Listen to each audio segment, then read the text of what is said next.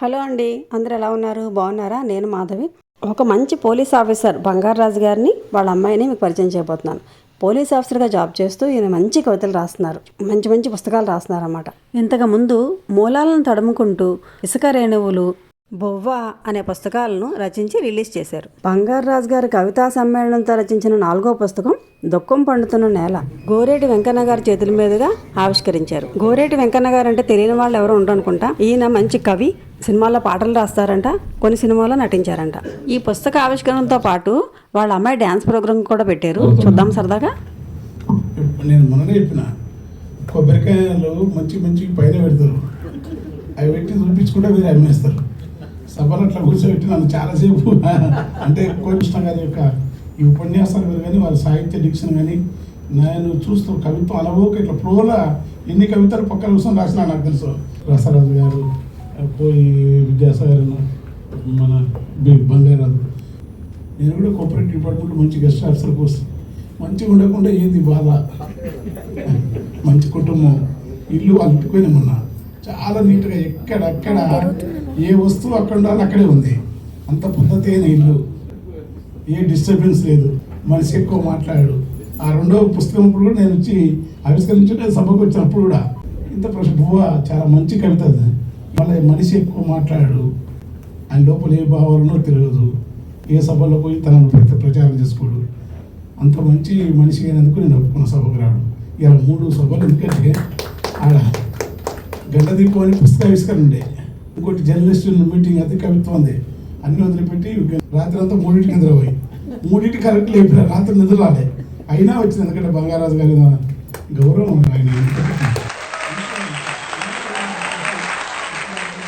నాకు నచ్చిన కవిత్వం ఇవ్వాలి, వాటి లోతుల్లోకి వెళ్ళి నేను ఆ పని చేయను, మళ్ళీ ఇబ్బంది. ఎందుకంటే చాలా స్పష్టంగా వివరంగా కోయికొట్టేశ్వరరావు గారు అందరూ ఎవరు తక్కువ కాదు, వాళ్ళు మంచి క్లాసిక్ పోయిట్ అండ్ క్రిటిక్ అందరూ కూడా అట్లా అంటలేదు. కనుక నేను నాకెందుకు నచ్చిందంటే, నాకు జిహాద్ అంటే జనాన్ని చంపడం అని ఏ పవిత్ర గ్రంథంలో చెప్పబడిందో, దైవజనులు లోపరుచుకోవాలని ఏ టెస్టిమెంట్లో ఊరిపోసిందో, పిండం కాకులు తిన్న ఆత్మలు తిన్న మన దేశం ఎప్పుడు తెలుసుకుంటుందో.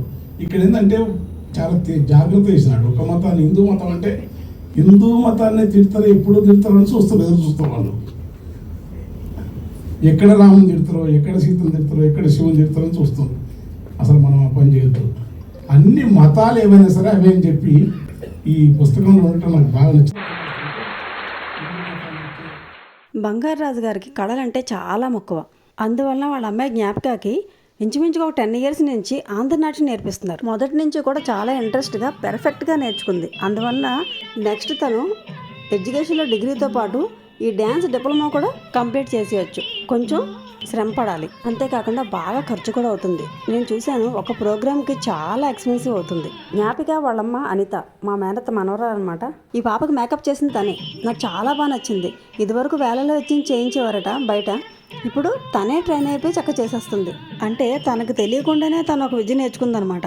పాపకి ఎలా మేకప్ చేయాలి చూసి నేర్చుకుంది. గ్రేట్ కదా. లేకపోతే అస్తమానం మేకప్ మ్యాన్ వెతుక్కోవడమే చాలా కష్టమైపోయేదంట. ఇవన్నీ ఎందుకు చెప్తున్నానంటే, చాలా మంది పిల్లలకి డ్యాన్స్ నేర్పిస్తున్నారు ఈ మధ్యన. పిల్లలకి బాగా ఖర్చు పెడుతున్నారు, పేరెంట్స్ కూడా బాగా శ్రమ పడుతున్నారు. కాబట్టి ఫస్ట్ నుంచి పర్ఫెక్ట్గా నేర్పించండి, అప్పుడు మీకు యూజ్ ఉంటుంది.